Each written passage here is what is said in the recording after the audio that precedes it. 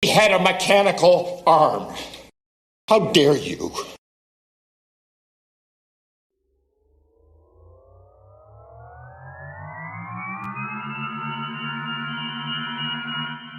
Well, hello, everybody, and welcome to a very special edition of Admiral Teag Live, where we're going to be watching, boy, I bet you can't wait, Loki Season 2, Episode 1, everybody. Yay. Are you excited, Snail? I bet you can't wait. Yeah. So, I mean, you know, maybe for our viewers who don't know or people who are just tuning in for the first time, this is based on the ancestral religion of your homeland. You're from Denmark. Yeah. Right. So like Yes. somewhere back there, like one of your ancestors was like drinking mead and like screaming, Odin. And we That's even pretty have cool. cities named after the gods here and the weekdays. You know what? I think the day between Wednesday and Friday should be named after Thor. What do you think? Good idea. Let's do that. I think we should do that. But you know what? Right now, what we're gonna do is get you caught up to what's going on in Loki. In season 1, this is what happened. Loki got pulled out of allegedly the kind of the end of Avengers 1 during the Chitauri invasion and all the confusion. It's sort of related to Infinity War and all that time travel. And within 1 minute of being pulled out of that, he's beat down by this fat lady. He's reduced. They strip him naked. He gets yelled at a lot throughout the whole show. Owen Wilson, and him have pity parties together where they talk about his life. They fast forward through what took like 9 movies to develop with a good Loki to have this Loki become a good Loki in really about 20 minutes of their time. Then like he regrets all the things he did, and he's good Loki, and he kind of is like Fox Mulder working with this supernatural agency that kidnapped him called the Time Variance Authority. It's run by like a bunch of assholes that are robots. We find out they're animatronic robots, and that the whole thing is just some kind of weird, dumb, stupid scam, and that this guy Kang was really engineering it all. And he's easily killed by Loki's better half, another Loki called Sylvie. And along the way, we see a lot of stuff that's just like an absolute fucking trash fire. Yeah. Show last year, we got great scenes like this. No, you hear this. You deserve to be alone. And I was Ruby. So he deserves to be alone. All right, I get it. Listen, you are a reconstruction of a past. Right. Yeah, he's like he's trying to tell her she's a hologram. Created by the organization that controls all the time. Look how angry the hologram is. So you trust me? You'd help me escape. Gee, I guess did I miss it? I think you did. Oh, here we go. Yeah, here we go. This is the kind of stuff we get in Loki. This is what we get in Loki. I hope you know you deserve to be alone, and you always What a mean thing to say. will be. He's a prince of Asgard. I think he could get laid. Right. A bad memory prison? How quaint. All right. So that was Loki season 1. That was their idea of funny. It's funny, Yeah. Right? That's It's funny. very funny That's kicking funny people in the stuff. Oh boy. It's not a crime, right? It's not like it's a sex crime. Sex crimes are funny, right? So Yeah. anyway, that's Loki season 1 in a nutshell. And now what I guess we'll do is you and I are going to check out Loki season 2 via the courtesy and the wonders of browser sharing.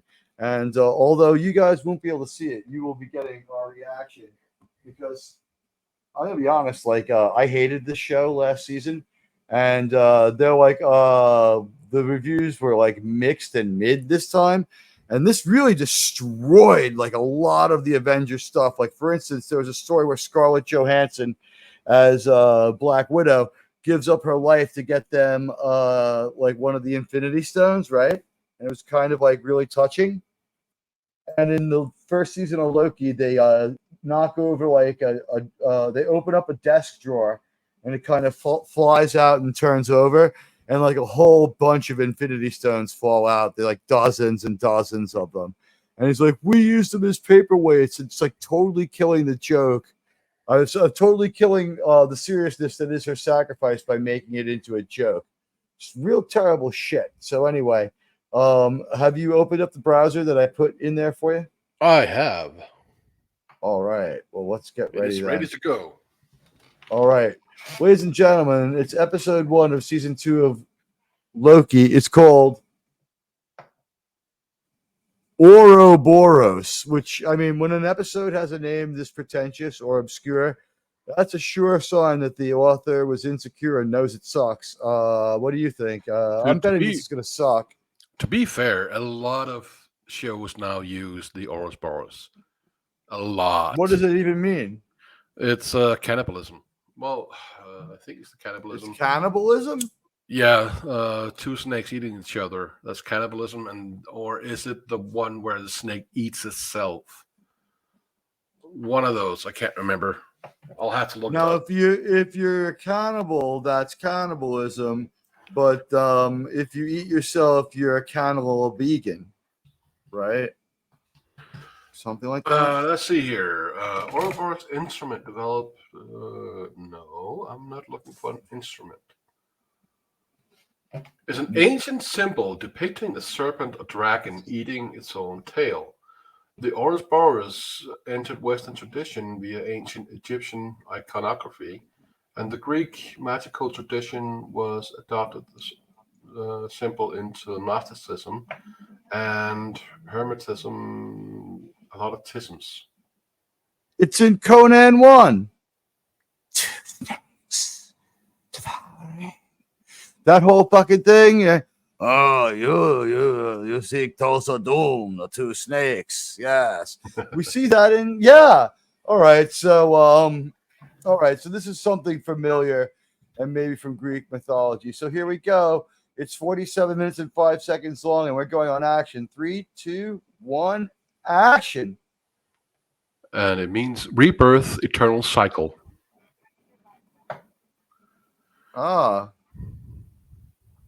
It's like Into the Cauldron of Life and Death for the Celtic Warriors. So they're previously on relates very little to what happened in the show. They're just showing you the actual stuff that they're going to reuse for this season, I've noticed. Yeah, okay. Some of this stuff doesn't even seem to have been in the show. I don't remember this. I remember that. By the way, these people are dicks. They delete anybody who gets out of line. And if you get deleted by them, you get sent to a dimension where you get torn apart and eaten alive by a giant dragon. And if anybody in your timeline gets out of line, they delete the entire reality and send it to a place where it can be destroyed.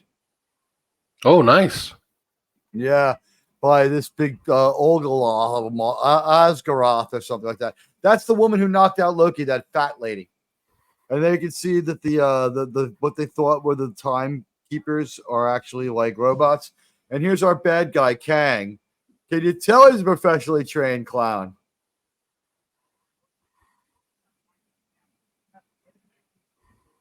We're supposed to be scared of this guy. Why does he stop her from killing her?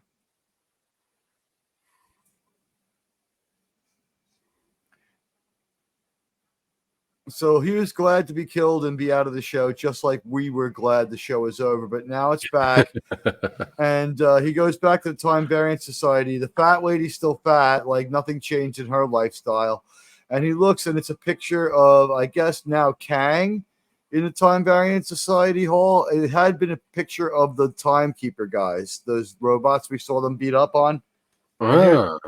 There's that Marvel logo. It's even more obscure now. It's just showing all sorts of people we don't know or care about. Oh, Captain America. I guess we know who he is. Like, is that Ant-Man? Is that Captain Marvel? Oh, God. Love and Thunder. It's Mr. This is the Marvel. They just sort of go back to your classic Marvel opening where you show good shows. That was just like most of it was bad. We saw Miss Marvel. You're not going to save that with this. No. Don't you love when we watch shows with the actual What a shame with I could the see this as CGI. What a shame. yeah, the CGI is terrible. As we're watching Loki episode 1, season 2, he's being chased, which makes no sense because everything was cool when last we left them at the end of season 2, unless they're all running to the same place. But he certainly looks like he's running away from them. And this 1500-year-old Asgardian god doesn't know how to. Wait, did he just say Bobby Hill's line? I don't know you. That's my purse. Oh, he did a Anakin. yeah, exactly. Yeah, he jumped off a balcony and into a moving vehicle like an Attack of the Clones.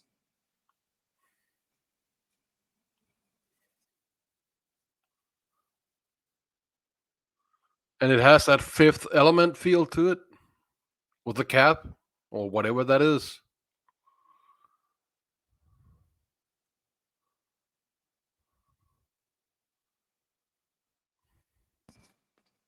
Weird and stunning images as always on this stupid fucking show.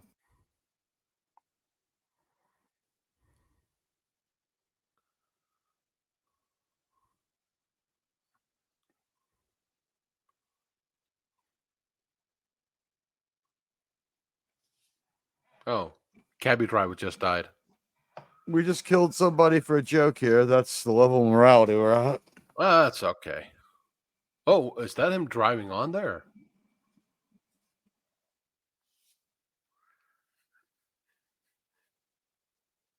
Broken floor.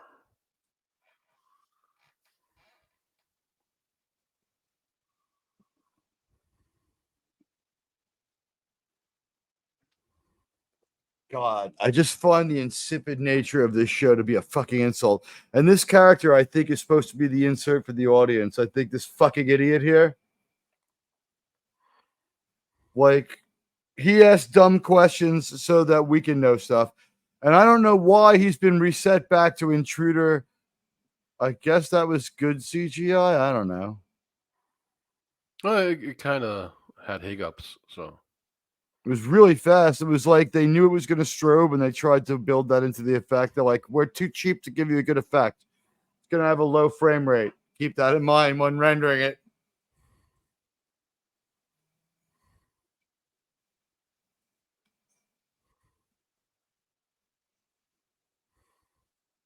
Tim Hiddleston is right.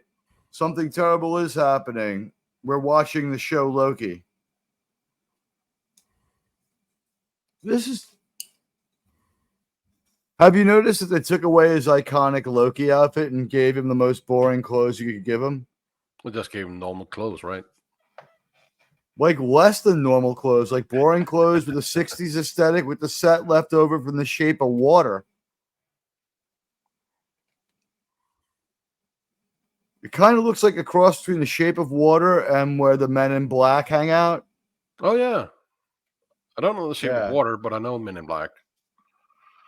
Shape of Water takes place in like 1968.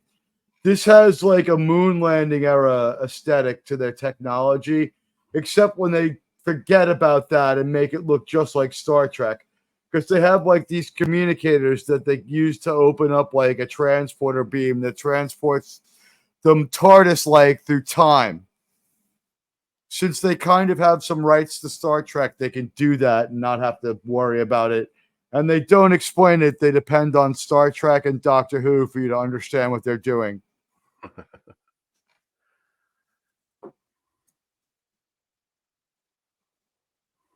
Boy, isn't it great to be Phantom Menace now?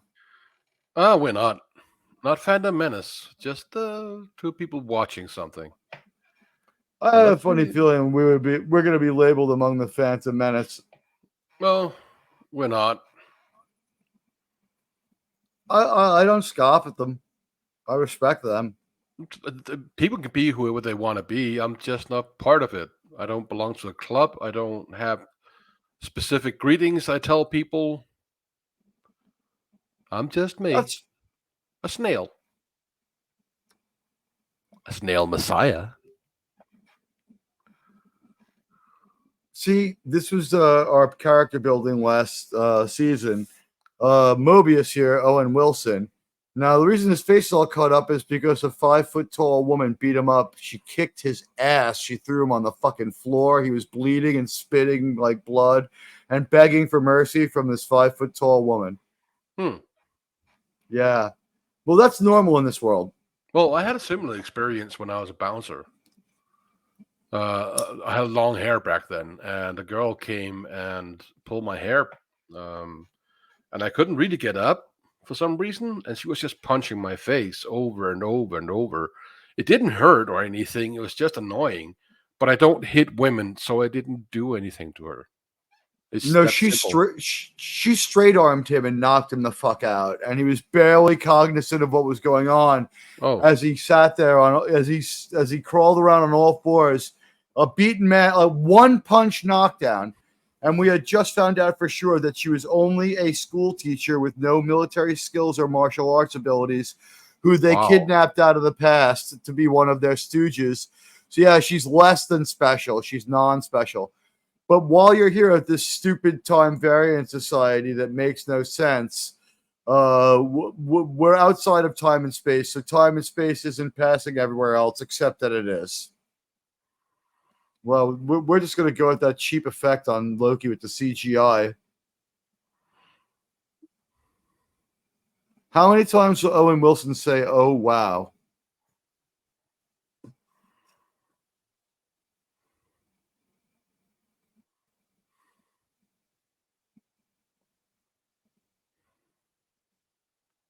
Renslayer is the woman who beat the fuck out of her. The judge at the time variance court where you go and they're assholes. They delete people all day long.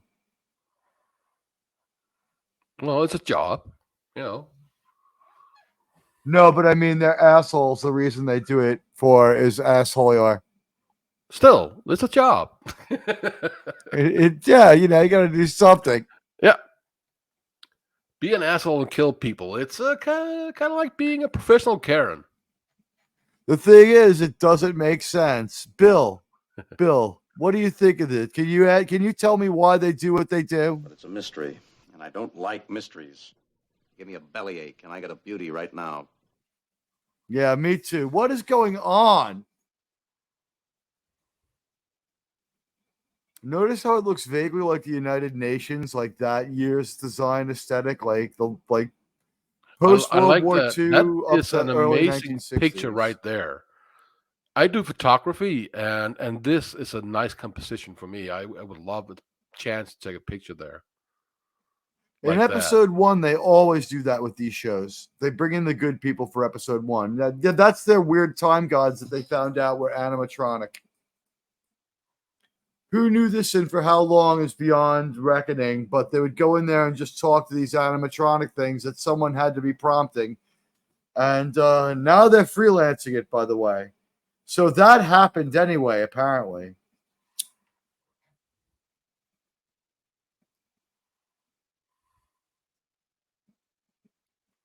Now, Disney really wants us to be afraid of Kang, and Kang's a big deal, but he got his ass killed by Sylvie.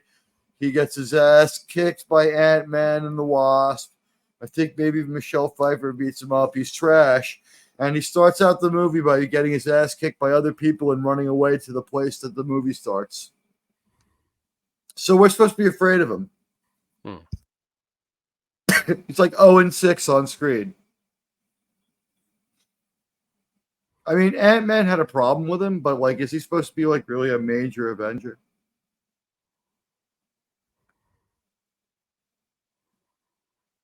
Why do we have reel-to-reel tape recorders here in the place beyond time?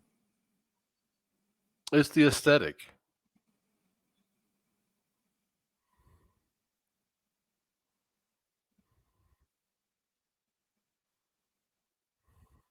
Or He Who Remains is Kang.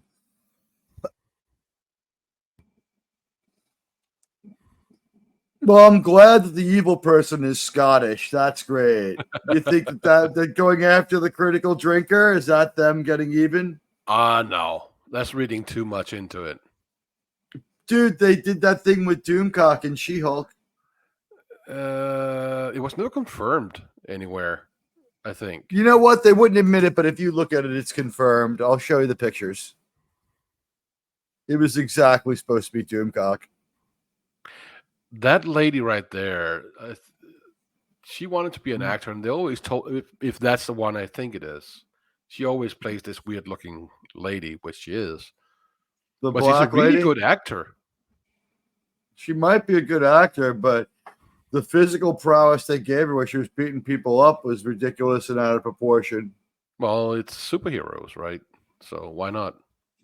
These are just regular people. They accidentally established that. They're beating up superheroes.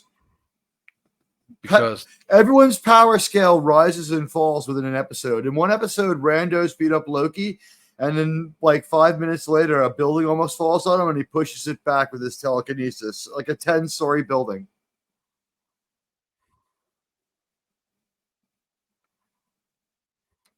What is with this military uniform? Why are all these people so ugly? it's to underline the fascism. This is they have filled this screen with ugly by women. No, this is to All underline right. fascism. It's not, and their looks is. She's very interesting to look at. That lady. I'm looking at her as a She looks like a photographer. human version of Maz Kanata. Kind of. What But is this? This woman is just like, I guess maybe she can act, but like, does she have to be in such a prominent role? Like, every single person in this scene is a character actor who like would be fine playing someone with a terminal disease. Like, both of the primary white women look like they have very end stage diseases, right? mhm. This woman looks like she was born fucked up. Does she have? I'm not even saying this is a joke. The way her hands are, isn't that muscular dystrophy? Could be CP, cerebral palsy, or something.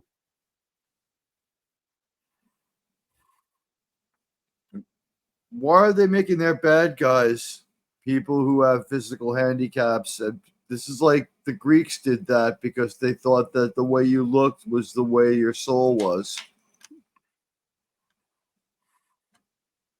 These people are 4,000 years behind in storytelling. Loki's handsome, therefore he's good. What the hell? There's no context. Loki has just taken one of their weird batons No, that there like is sends plenty out of like a context. tachyon wave. There's plenty of context. What, for him being able to like know that if he hits that wall, it'll dissolve and they'll see the other face of the new time god?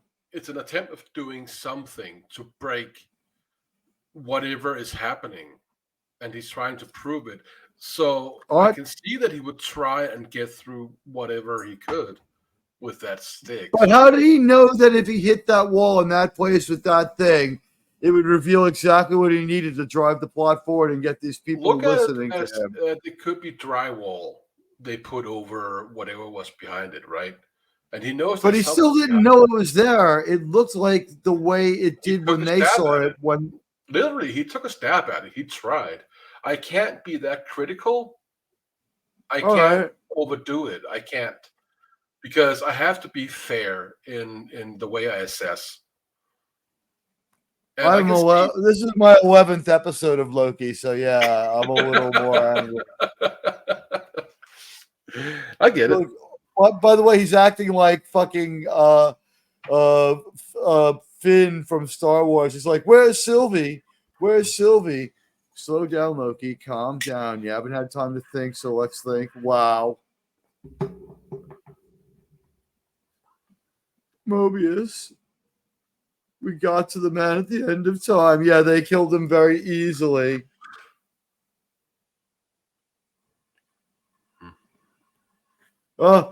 So we did everything we needed to do to fix things, and it just made things worse so we could keep having movies. We moved the goalposts so we could keep having a show.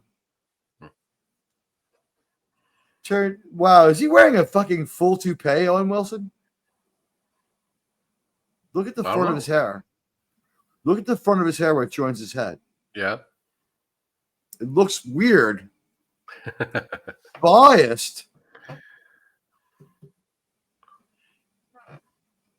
I can believe that most of his hair is real, but I don't know about the front.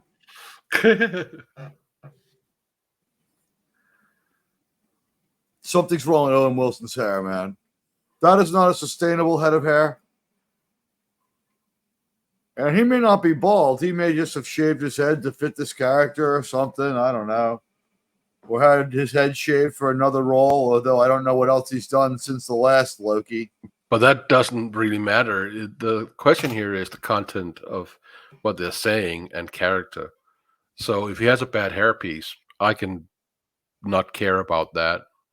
I can care about what happens. All right, here's the deal. Loki's telling him some information that Loki's in on that Mobius isn't, right? Yeah. He's telling him that him and everyone else who works at the Time Variance Society has their minds wiped repeatedly. And they're still like, we're not sure who the agent behind this is. We just know that we're doing this all formerly in the name of those robots and now in the name of Kang. Boy, that was cheap. And needless. That effect was needless.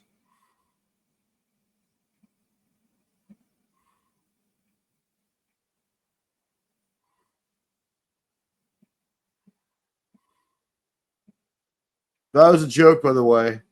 I notice you're not laughing.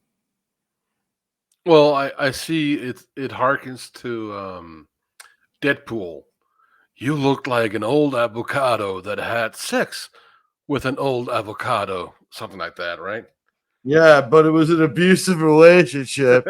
It was angry sex. All the time. When they had sex, it was only because they were angry. They hated each other. It was a loveless marriage. That was the funniest part of that whole movie, actually. Yeah, all these effects with Loki, they're not so great, and we could do with half of them so that they can be twice as good. And Tim Hiddleston, get a haircut, sister.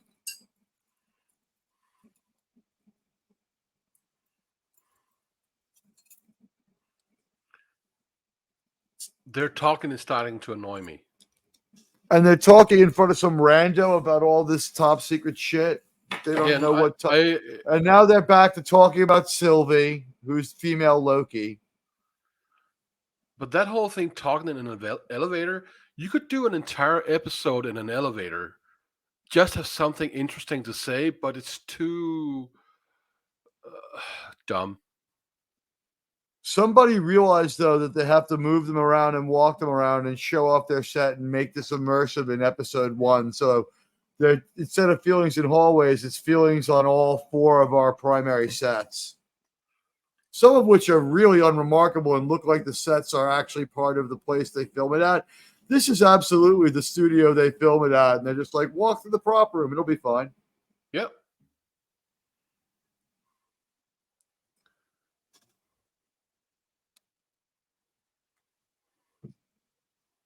So they're down in some sort of place where some asshole got lowered down from the ceiling. Oh, hey, it's Short Round. It is Short Round, by the way. Oh.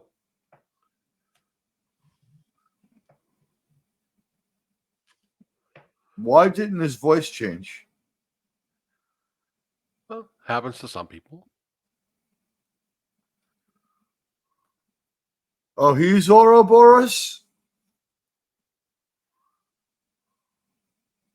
See this, the level of stupidity we're dealing with here?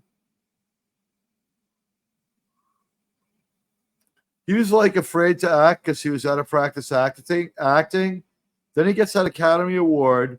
And then he sees this. He's like, I don't even need skill. He's like, I can't believe I tried so goddamn hard. That movie with that woman for that terrible Star Trek show. Why wasn't he in Dial of Destiny if he's got a Disney contract? Was that just an idea that didn't work out and they kicked him into this? Oh, they didn't want. I guess they didn't want to use member berries like they do in everything else. That movie was nothing but member berries. Exactly. But this one would be obvious. Well, apart from the other obvious, I haven't watched the new No, but I mean, like, here's the deal. It's a Disney movie. You've got Short Round under Disney contract, and he's the right age for what Short Round would have been in the time frame of that movie. Yet you used everyone and everything else, and you've got this guy. So what the fuck? The incompetence is just screaming. Like, they're basically rubbing the indie movie that we didn't get in our face because Short Round at least cares about indie. It's a. And back to the bad CGI. That is, he's disappeared most of the time. He's invisible most of the time. He just reappears so we can see the effects. I guess that saves money. It kind of feels like they have sets, but that's it. And I think this is Loki's cell from last season, retest. Okay, so Short Round needs glasses, except when he does close, precise work where his bare eyes are fine. That makes sense to me, right? It's they're just showing alternate. Wait, did they just skip back in time? Yeah. Yeah. Oh my god, it's a different multiversal fucking Short Round. This is fucking stupid. How much more is left?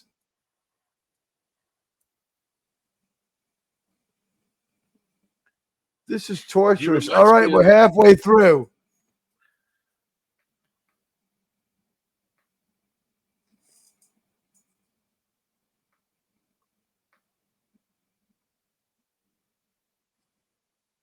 $24.20, people.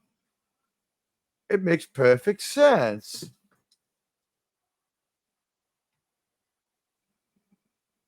You know, Short Round, Goonies stick together, you know?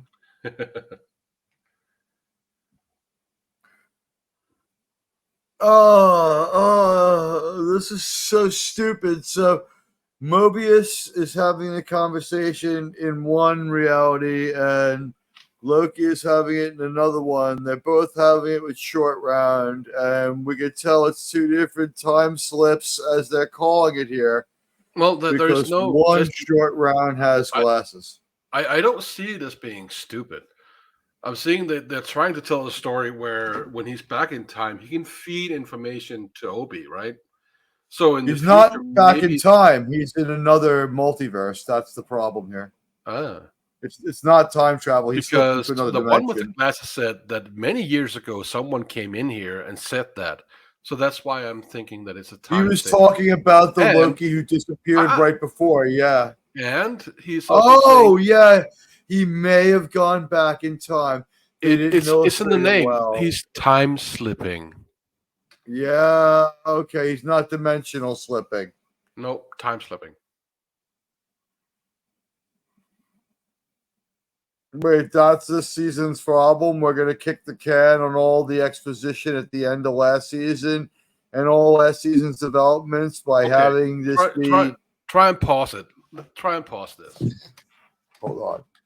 We are paused at 26 minutes and 7 seconds. Yeah. Here's my thing. In Norse mythology, you have the Norns, and the Norns are 3 crones. That's 3 women. One is a crone, one is a maiden, and one is woman, 3 times of a woman. They could have slipped that in there to keep in touch with the mythology, the Norse mythology. They control your destiny. They spin your fate. That's what they do. Like you're spinning yarn, they spin your fate. Okay. That's what they do. They could have put that in there, that these are messing with the timeline because they're going back and fixing something in the loom. They're saying the loom of time. Okay, use that. Go back and use some Norse mythology to fit. Because they eliminate entire timelines at once, I was thinking he was slipping dimensions. But yeah, you caught it. It seems that watching this show is detrimental to understanding this show. They just have a whole new set of rules this season. So I'm sorry. Keep going with the Norse mythology thing. Yeah.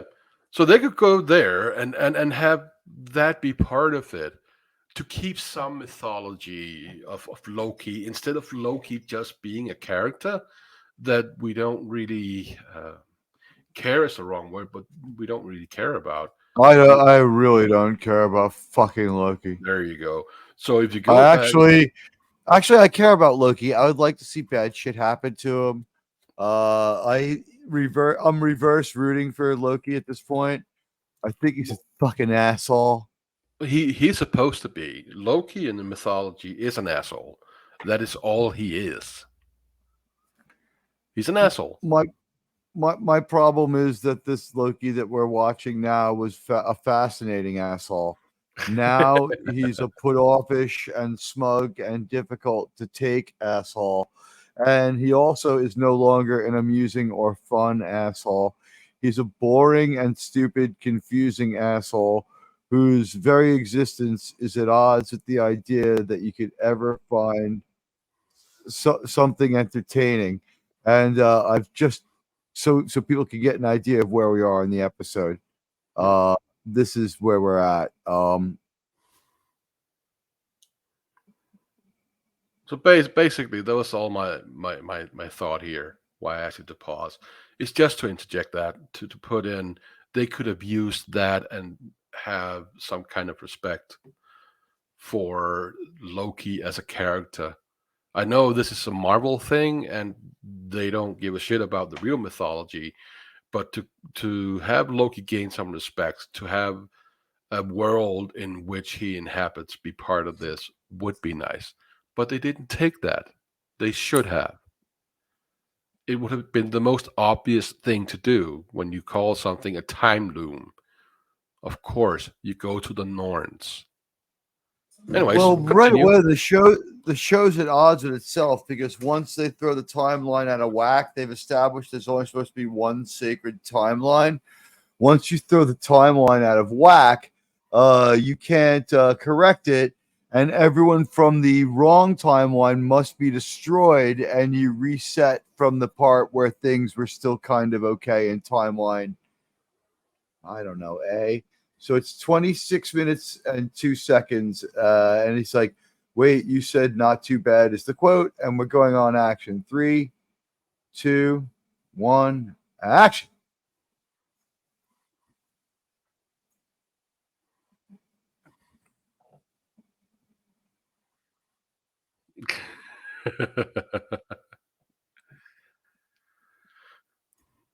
Yeah, the humor writer is better than their other humor writers, but so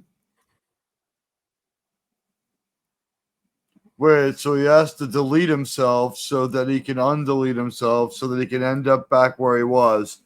This is a lot like I need to escape so I can be captured by the same people trope we saw. Mm. Yeah.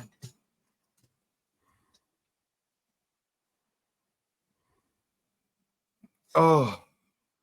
Oh, wait. Now we just rebooted all of that and everyone's back right where they need to be without any problems. That didn't make any. Why did we waste our time on that? What was the point? Was that just their idea of explaining their transporter technology? Their transporter TARDIS? Mm. Do I call it the TARDIS porters now? This fucking show is fucking stupid. By the way, I know Morse code. It's blinking. It says the writers deserve a raise. That's what the Morse code is blinking on the lights. Yeah. They say there's no art in here, but the writers went in and put their message right in there. What can I tell you? No, what can I tell you? There's no message here. Someone's just getting a paycheck. It This reminds makes no me. sense. It reminds me of those from Hitchhiker's Guide to the Galaxy, the movie. Those bureaucrats, their architecture. That is what this reminds me of. It also is like that too. But you know what? This whole sequence right here with everyone walking around and feelings in hallways. Well, it's not This is really. just a series of one dumb thing after another. they just broke something, and that was like a sight gag that wasn't funny. I guess like they broke something that I they were don't think saying it was was a gag. vital. It was a gag. They're showing something is wrong. Now things are coming apart. They are having power issues. Okay, there is a glitch in the matrix, so to speak. I think that is what is going on, what they're trying to show. I don't know if And I'm wrong. I don't know. I'm stopping it again for a second here, just so I could show our friends at home. This is not exactly what I would call great stuff here from the Loki show. We don't know why. Oh wait, no, that's great stuff from my show. Well, we'll trim that out later. Pause. 1, 2, 3, 4. This is not exactly great stuff that we're getting here from the Loki show. If you could see, let me share the screen.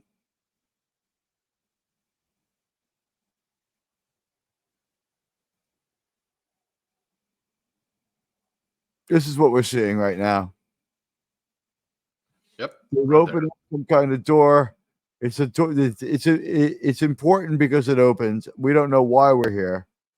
We've broken most of the special equipment we've come here because this is a very, very important place that might be dangerous, or at least it needs special equipment. And we're just right back to making no motherfucking sense. All right, so we are at 2850 exactly of Loki as we start on 3, 2, 1, action.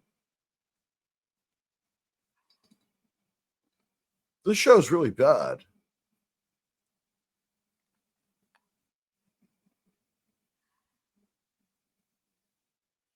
Ladies and gentlemen, that's not your imagination. For the last 55 seconds, our special effect has simply been a very bright light. No expense was spared, huh? Oh, look, we're at the restaurant at the end of the universe. Is that where we're at?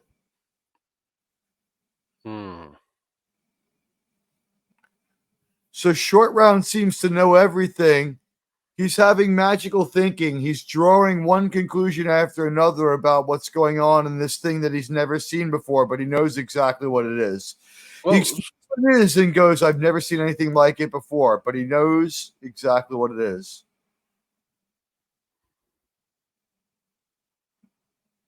I just check out the diagnostics every few hundred years. So in a place with no time, there is time. Wow. This woman was evil last season. Why does she want to help people now? because things are going bad.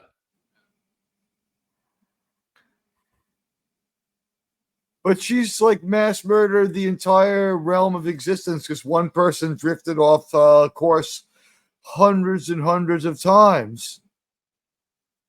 She's got quadrillions of lives like partially on her hands. She's enabled it.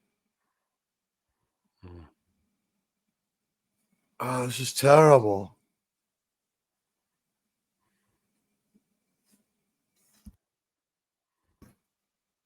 Open the blast doors. Open the blast doors.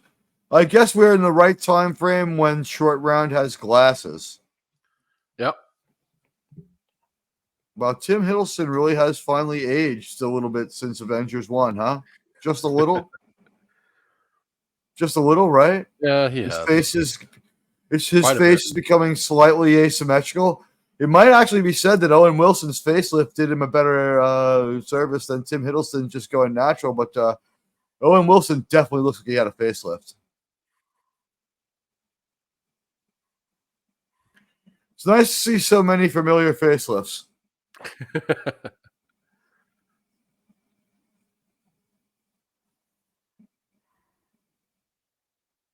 If you had control of time and space, wouldn't you rewind time and like doppelganger into your body at like 21? If I had Just control of that, transplant my brain. I wouldn't have to. I would be everywhere, anything at once, at any point I wanted to be, with any body I wanted. That is theoretically possible for me to have. It's theoretically possible for these guys too, but they're all caught up in their stupid edgy game. By the way, the fact that they're working under a whole new authority and a whole new like head guy has not come up again. He just simply revealed it in the edgiest way, and we moved on. The only thing this has got going for it is a '60s aesthetic that's this was actually a little better than the set of Star Trek. I would think it's a better Enterprise than they have. Oh, make a nice Enterprise with that ceiling. It's too big. We'd have to shrink it, but yeah. Oh, of course. They put Owen Wilson in a funny suit. See how this is funny now? You get how this is funny, right? Isn't this a great joke? Yeah, because he's big. Yeah, because it's a big puffy suit. That's what makes this funny. This is funny because because they tell us it's funny.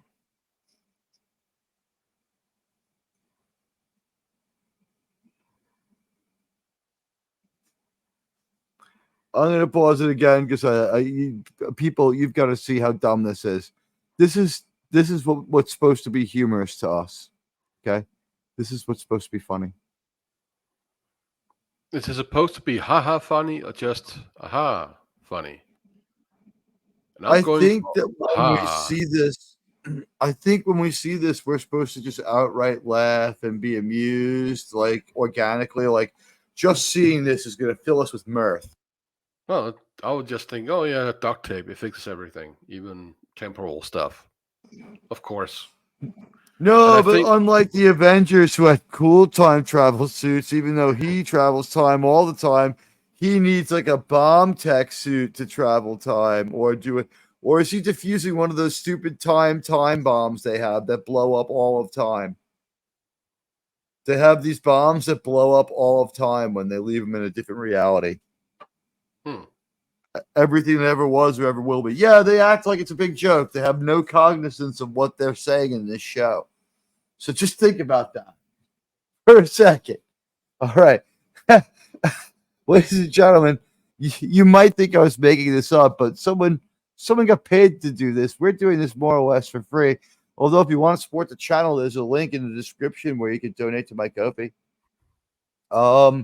Anyway, let's keep going with short round here.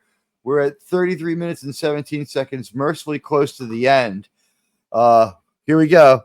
At 33 minutes and 17 seconds, we're going on 3, 2, 1, action.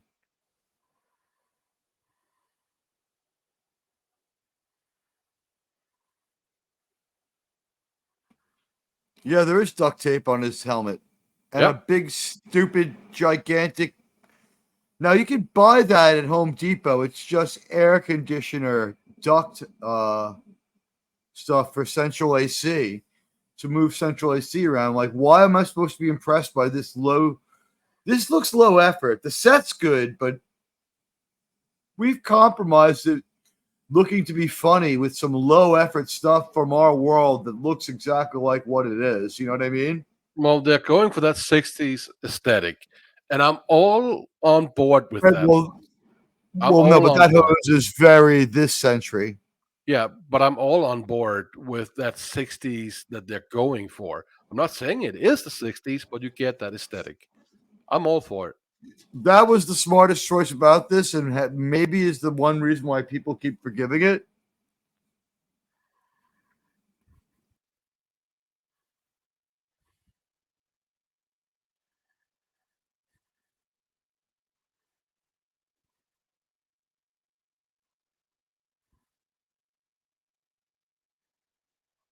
So what I am understanding about this is they have destroyed so many timelines and created so many new that it's overloading everything because they kill too many people and start too many new timelines and dimensions, I guess. That might be true, or it could be that because they have usurped the people who used to do this, and even though it was all kind of fake, whatever fake power was running it before, they killed that guy, And now there's some new chaotic force, but when we see the rendering of it, it looks just like the guy that they deleted but when Sylvie easily deleted him. So it's hard to say what's happening here. Some of the effects look nice, and sometimes it's shot well, but I mean, I don't even know what this device he has is that. It's a I time don't that know. it shows him. It's in sync with the main timeline, so we can see Okay. when he is. All right.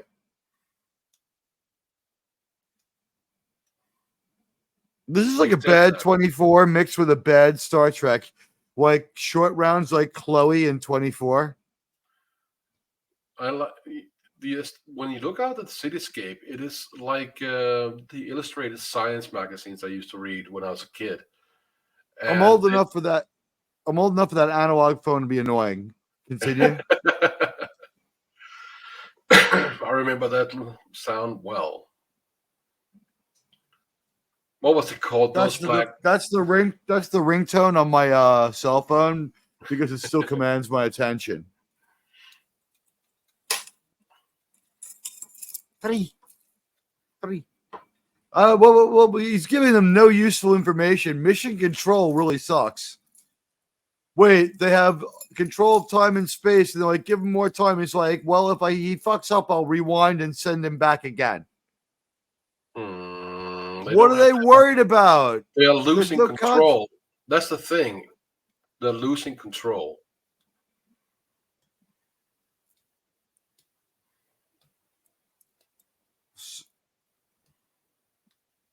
So rewind now. You've already been in there and seen some of it. Give him a new uniform and like you can get this done in half the time. He's already started this. He understands the what's involved. I guess the CGI is okay. It looks pretty. Pretty. The color choices are nice. They're just going to keep annoying us with what most people use as like their phone or their wake up alarm, the actual analog phone. Oh God, it's this Loki too, the chick. It's Sylvie. See how he looks a little older there finally? Yep. Oh, what? He's deleting again.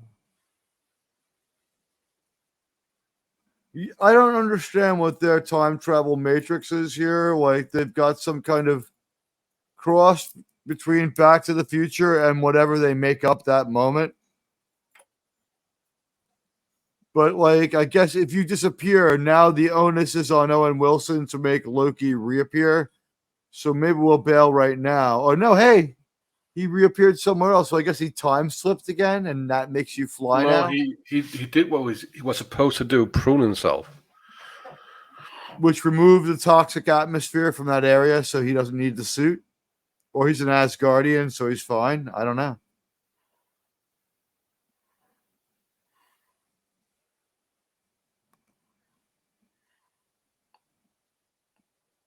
Again, that woman looks like she's just like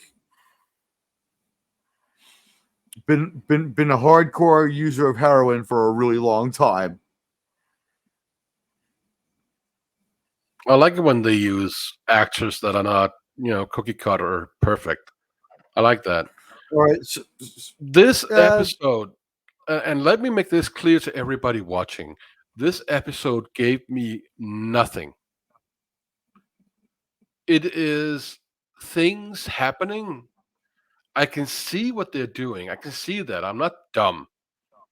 I can see value in what they do.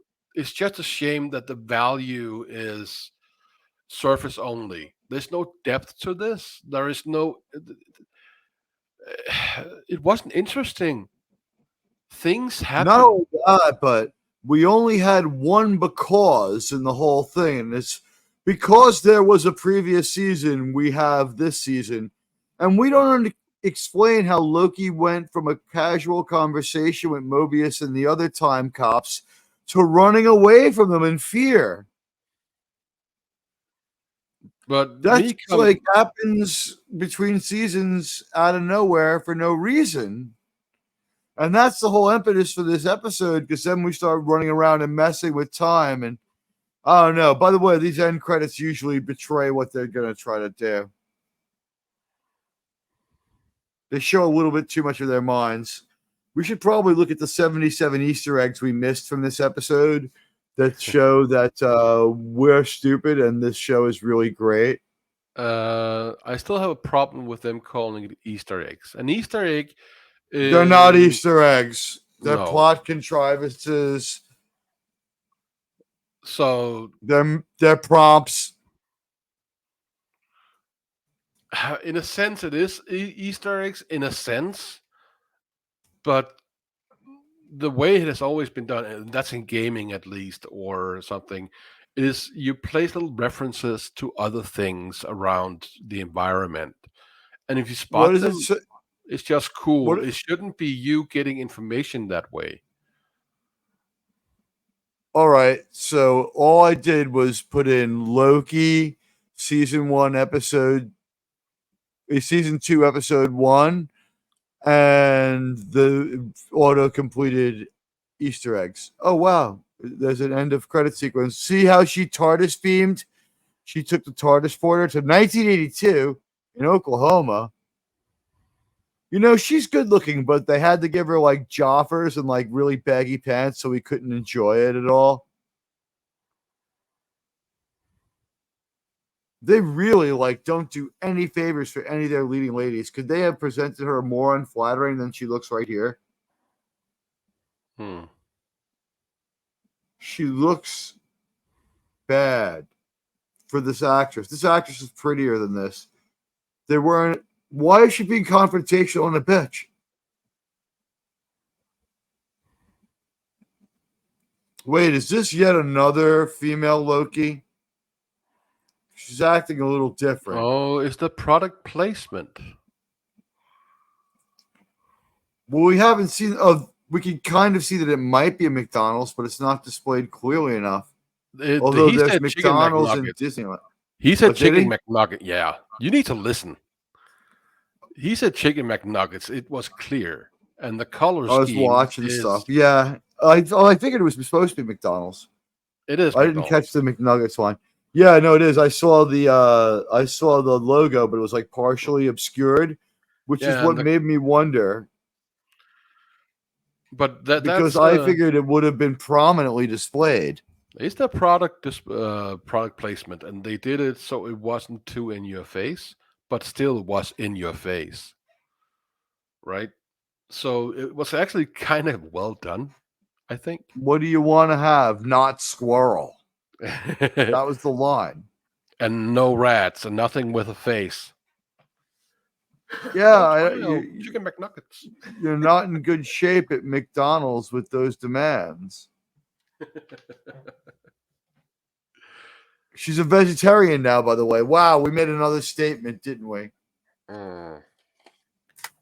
Oh, this is all right. So Loki season 2 is now kicked off on Disney Plus with God of Mischief back for more time hopping drama. We begin right where we left off, except that we left out 5 minutes where something happened to change everyone's relationship with each other and how a lot of people's core motivations were. In Loki, the TVA, Time Variance Authority, it all went down with He Who Remains, who should be deleted. Below, we catch you up on everything that happens. All right, trouble with the TVA. Wait, this was supposed to be Easter eggs. Sylvie's return. What happened to Sylvie, huh? I don't know if she looks any different. She looks I don't know. Rough. I like it. She looked. She's not. I like rough women. No, I mean she looks beat on. I like it. I don't know. It's just they change her costume. Okay, fine. Why she's bouncing around time, I don't know. I guess what happens to one Loki happens to all Lokis. I don't know. She went through a door voluntarily. That door that all the, let's call them stormtroopers, I don't know what they are, agents, policemen, whatever. They went through this special door, right? This TARDIS door. And she walked out of one. So she's doing this voluntarily. She has gone from that place or someplace like it voluntarily through that door to where The last place 1982. the last place we see her before she shows up is she shows up in what do you call it? She shows up in the Time After Time where she kills He Who Remains, who is Kang, who is the bad guy in Ant-Man. Ant-Man 4. I haven't watched Quantum it. Mania. Yeah, I haven't either. And here's the thing: it was supposed to be the Spider-Man bad guy, and the other people at Sony like passed on it. They're like, no, but that's Sophie. Bitch. Come on, Arnold. Come on, Arnold, be we- nice. We can't bring you any place. This is why we can't have nice things, Arnold. Come on, don't bullshit me. I'm not bullshitting you. We try to have nice stuff. We try to go new places, and you screw it up for us. What the hell? I want to ask you a bunch of questions, and I want to have them Okay. answered immediately. Okay.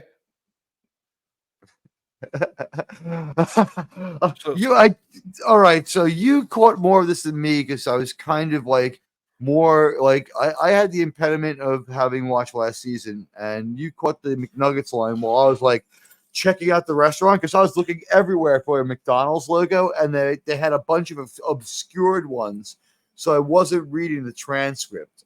So good catch there. All right, it's absolutely McDonald's. There's McDonald's stuff sold in Disneyland, so makes sense to me, right?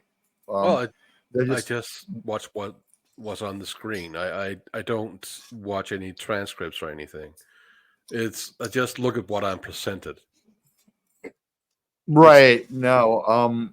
I was looking around the screen, actually looking for McDonald's logos because I recognized it as a 1982 McDonald's, having had been didn't to see any McDonald's in logos. 1982. I saw one. There was one by the window. Oh, okay. It was partially cut off. That's what I was obsessing on. And wow, the credit sequence runs.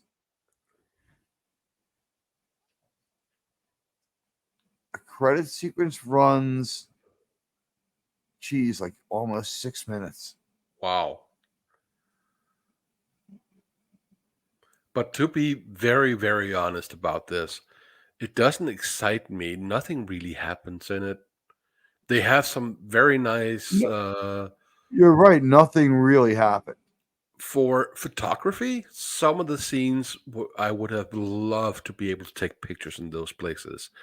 Absolutely, I would even pay for doing a session there with, I don't know, someone. I would have Mads Mikkelsen. He's actually a dancer. That's what he started out as. And he would look fantastic in that big office thing where the ladies are sitting, talking, the weird looking ladies, and having him dance on that table and taking pictures. That would have been such cool pictures. So they got that right, and they got the 60s aesthetic of futurism. They got that down. They got that because they picked up a set from something else. It looks retest, but it's movie quality. I'll give it that. Maybe that's where all the money went. But you see the McDonald's logo, see the employee right there by the table, see the M. Oh, there it is. Yeah, I see. Yeah, now I see it. I see the logo now. But that is their product placement, and they did it well, actually. For a change. Although I don't know if going into a place, sort of a co-owned place or a place that you have business interest skin in your show, during your show, is ever well done. I mean, we might as well start playing the McDonald's song or something, What is interesting here is that couple, a black dude in 82. Is she a white woman? I can't tell. Or is she Latina? I can't really tell. But in 82, would that be she might be Latina, but her skin tone appears to be white. Yeah. But would that in America, would that be normal to have a mixed couple like that in a McDonald's? They're Because holding hands. they're focusing They're on that. holding hands. They're holding hands and looking each other in the eye. So, Yeah, he's not giving her that big promotion at McDonald's. No. This is a couple. No, not really. Yeah, not really unusual. No. Okay. It's just I don't know. I'm not from the States, so I was just Oh, yeah, wondering. no, but it's not unusual for 1982. Okay. It was But just they zoomed in on it like it was important. So I was thinking, what's up with that? Is this just to I have think it diversity, was or is it because it is something interesting for that time? So we have to notice that something is different from the real world. But if this was normal in '82 and it was okay, he's well dressed, quite dapper, and she she's has a dressed all cute. right too. Mhm. And she dresses very nice too, and very 80s. She looks like a bonbon. Mhm. So I was just wondering She if just got done listening to Cyndi Lauper in her Yugo on the way over. oh fuck yeah. Well, it's just that is why because they were lingering on them. So I was just is this diversity and inclusion or does it have a meaning? It could be checkbox, diversity and inclusion. If you notice the person working, we got plenty of white people in this picture, and we got Oh a yeah. black person in this picture, right? But the person doing the working at the McDonald's, I mean, it's not unusual, but like we've made sure that like the black guy, he seems to be the most well-off person there, and I don't know why he's at McDonald's dressed that well. If I'm wearing my suit and I'm doing that well, I'm not going into a sloppy fast food restaurant where I might have to like pay extra money on dry cleaning. I don't know. They certainly wanted to make go out of the way to make it look like he was doing it right. I guess that's part of the message. I don't know. No, I'm just guessing that like McDonald's, anyone can go in. It's a family restaurant. By the way, it's not a restaurant; it's a cafeteria. End of. They didn't have a dining room. A really good movie, maybe we should watch one day, is the story of the guy who starts McDonald's, the founder. It's actually really good. It's the story of Ray Kroc, and his wife is Admiral Holdo, and he's just like a loser as far as being a salesman. Like he doesn't get it done. And then one day he has this like brilliant idea come together, and he gets the idea to kind of lift McDonald's from these people and make it his own thing. It's good. It's got Michael Keaton. Yeah. It's great. Like McDonald's is about to work out and he's about to make a bunch of money, right? Hmm. And he's sitting at the table with Laura Dern, right? And she's his wife. And they've been through all these downs and ups together, but mostly downs. It's been a tough marriage. Married to a traveling salesman. She just tries to get by. And now McDonald's is like it's on the horizon. It's looking good. It's working. Not only have they debuted a few stores, they're getting ready to open up a few more. They're making a lot of money. The money's pouring in. He's selling a lot of franchises. He knows he's got money.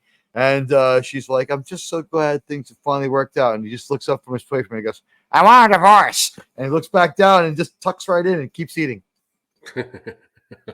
Yeah. I wish I had seen that before I got divorced because I would have done it that way. That was it. With aplomb. with aplomb. Absolutely. That's if you're gonna get divorced. That's it. So I mean, yeah, the founder with Michael Keaton, a better story than this piece of shit. I don't know. Episode 1 didn't seem to connect much to last season. It seems as though the events of last season, it ended with like, that building they were running around chasing Loki through? Yeah. They're in a different part of that building and they were having a normal cordial conversation and nobody was like the wiser or freaked out by Loki. And Loki looked around and he was the first one to figure out that he was in either a different part of the multiverse or time had been completely changed or the timeline had changed, right? Hmm. So he has more information than anyone else who only exists in their version of the universe, right? So he's kind of skipped between universes here. But the thing is, he was talking to them rather cordially. Then he walks away and observes that things have changed. And when we come back, like a year and change, 2 years later, Loki's just running away. He's just running away. We don't explain it. We don't get a reason for that conflict.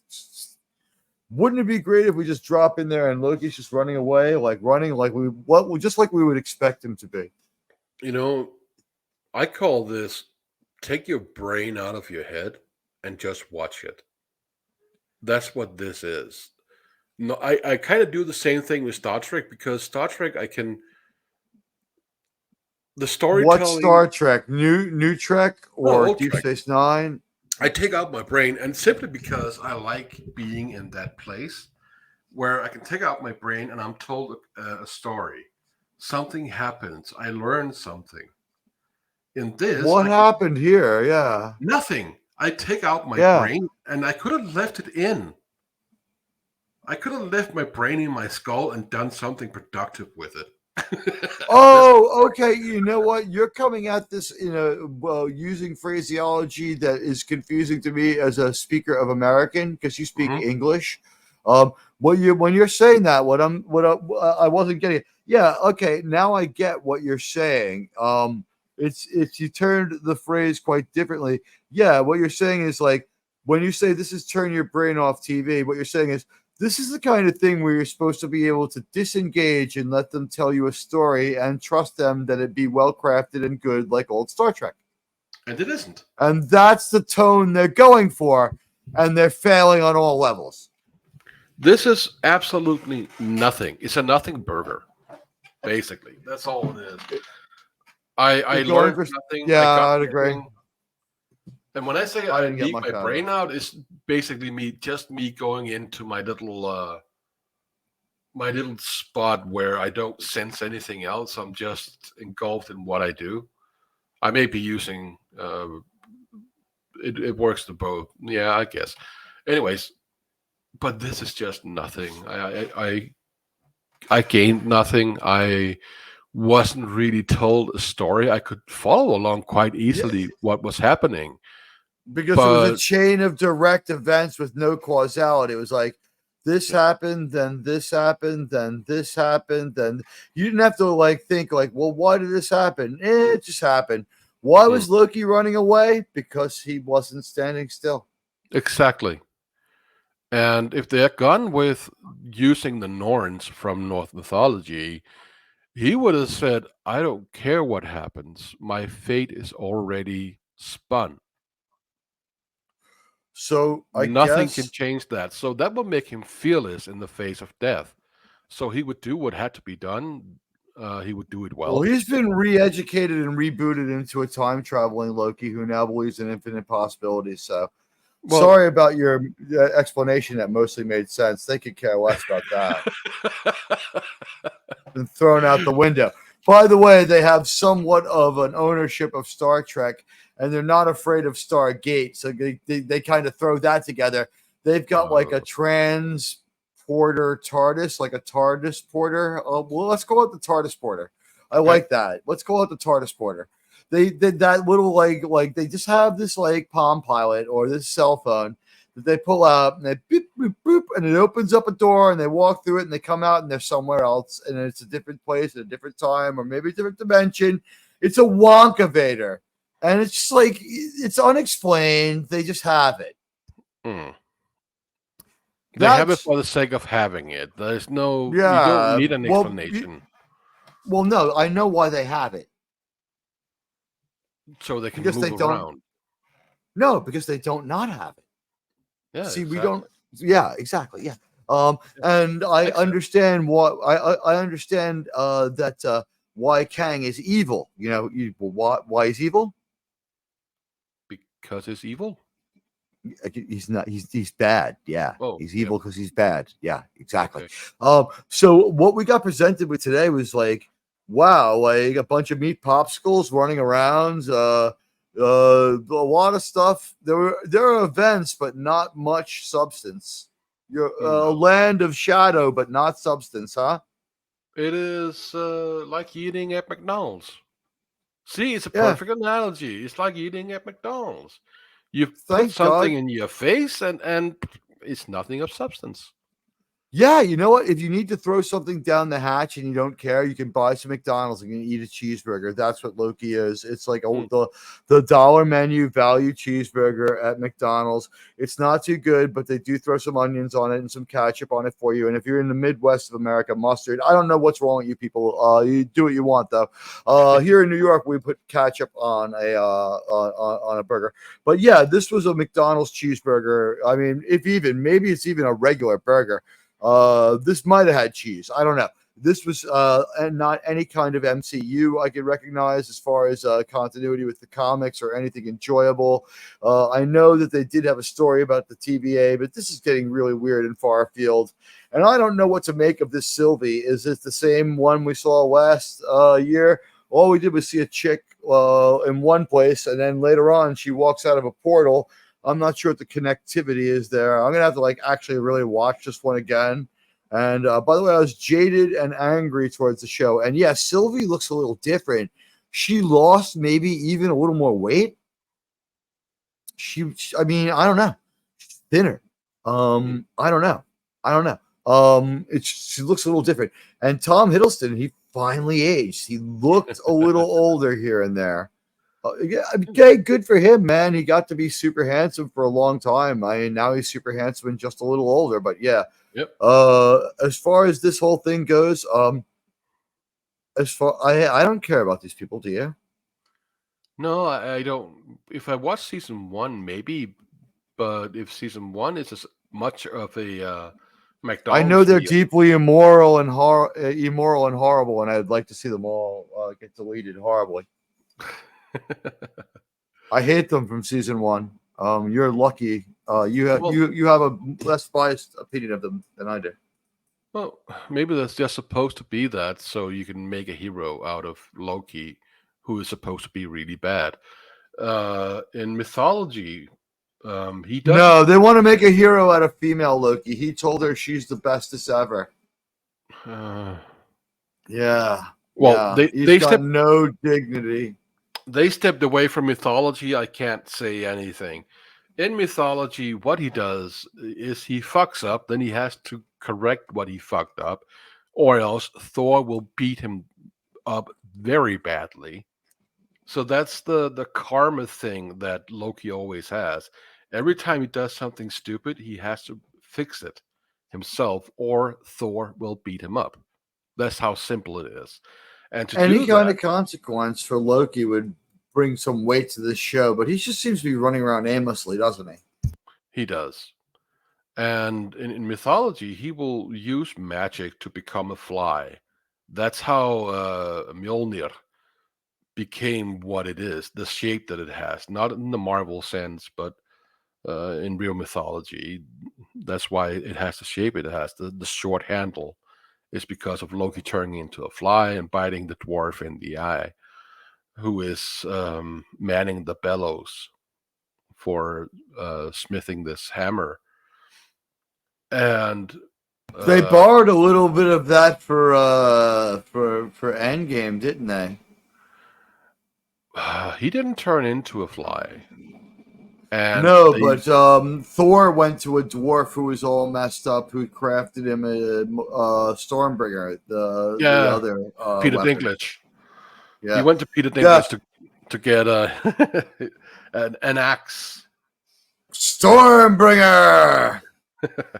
Because you're not a god of hammers, which is actually, you're a god. I've been thinking about this, mate. You're a god of blunt objects. You bludgeon people, see? Blackjacks. And you know what the most weird thing about Peter Dinklage I found out was he's American. Yep, he is. That accent, he sounds like British. Like, what's the deal? Is he from does he have the New York accent from the mid 20th century that FDR had? Is he speaking with the mid-Atlantic accent? Yeah, considered a transatlantic. Someone who spent equal time in both London and New York accent, the Knickerbocker accent. Is that what he has? No. It's more pronounced. I just think that he learned. What's going on with his voice? His voice is good. I like Peter Dinklage's voice. and he's a skilled actor. That one where he's manning the train He was station. born in New York, though. Mm-hmm. I like He's the a New movie he Yorker. did where he mans that He's train from station. Middlesex, born in 1969 in Middlesex, New Jersey. Mhm. So he does have a Northeast accent. No, I'm saying as a guy from the Northeast, I believe that he has an antiquated Northeast accent from about a generation back. Well, he could be. You don't hear it putting on much. The British one just to stand out. He sounds more like American New Yorkers who had money and means, like William F. Buckley. People will know who that is. He's an American conservative guy. I'll show you how he spoke so you can hear it. Let me pause this for a minute. I'll show you the accent. A short time later. All right, so I just played a few different voices of people from New York from the 1930s and 50s, recorded in the 70s when they were older, and showed Snail the older New York accent. That's Peter Dinklage, pretty much, right? That guy was talking more or less like Peter Dinklage, right? Kind of, yeah. The wealthy New Yorker, upper crusty guy. Yeah, that's that one. But By the way, what? one thing. This is film history. Do you remember the old gangster movies where they will, you listen here, see? When they talk like that? That's supposed to be Chicago. Yeah, but when they talk like that, no one talked like that. But the gangsters, when they watched these movies, started talking like that because of the movies. So the Oh movies wow! were the reason.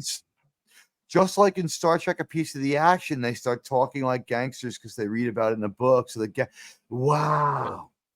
So life imitates art. Yep, exactly. They thought it sounded cool in movies, so they started talking like that.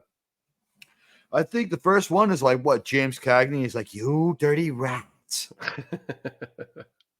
and I think in the same movie, like some woman's like, "You're nothing but a gangster." And like he takes like an egg sandwich and like shoves it in her face, just like rubs it all over her face. It's like, you leave me alone. You dirty broad, you rotten broad. But okay, so like let's get to the point here. Loki season 2, episode 1. We just watched it. Jeez, what was the episode title? Like, I'm loath to look it up. I'll have it by the time you give us your reaction. What did you think? You just saw this great piece of Disney Plus episode entertainment. What did you think? Boy, wow, huh? Yeah, It was wow. called Ouroboros. Yeah, we said it earlier, which But is the name of Short Round. Exactly. So let's not watch any more of that. Because if it continues this way, it absolutely adds nothing to my world. What you're saying is that this basically won the Billy Madison Award, where you saw this show and at no point at any time did it approach being an entertaining enterprise. Everyone here is bored from watching it. We're all worse off from experiencing their stupidity. At no point did they approach a coherently enjoyable story. We award them no points, and may God have mercy on their soul. The Billy Madison Award. While we had that small break, I was thinking, how would I convey to one of the writers what I just saw?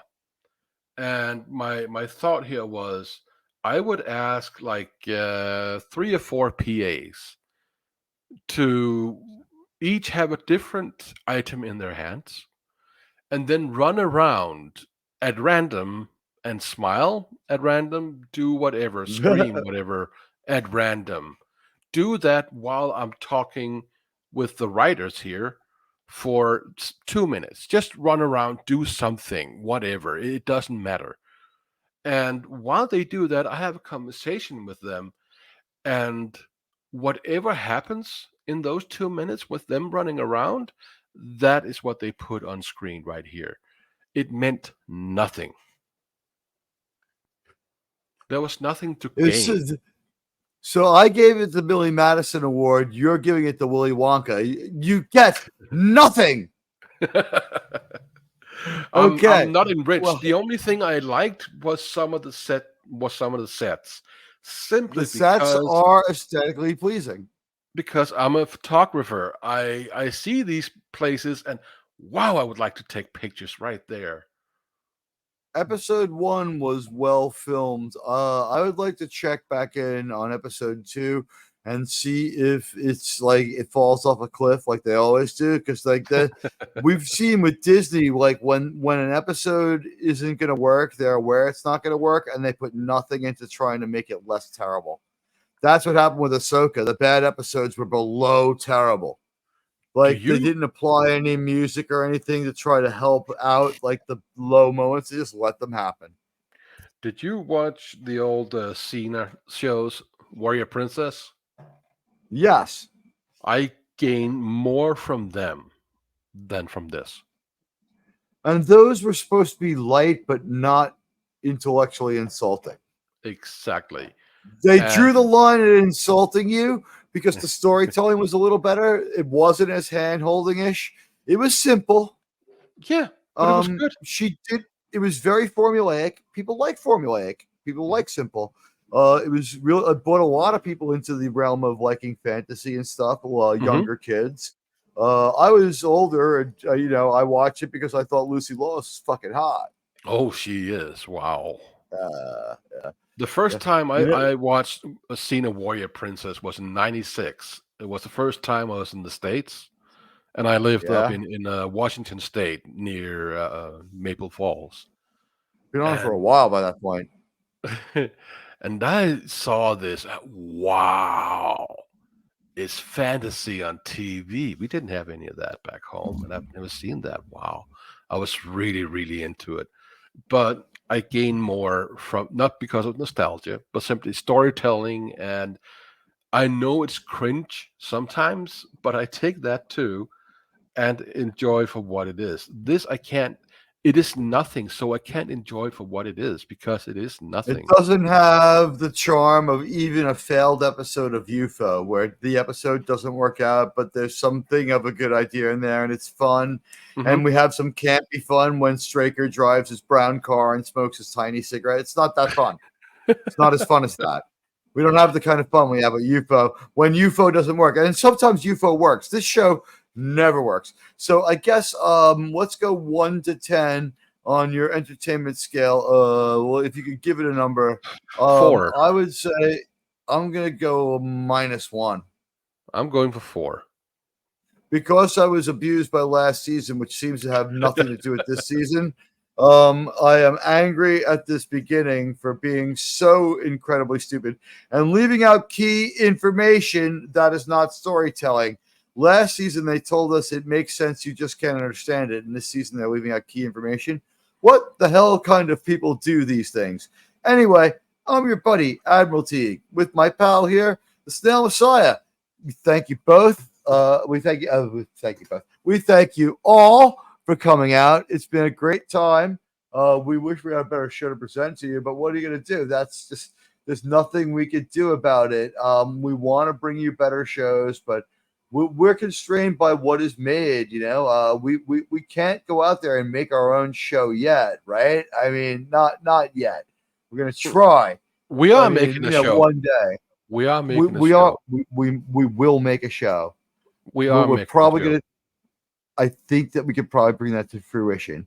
It will be audio, but yeah, we there's a creative endeavor.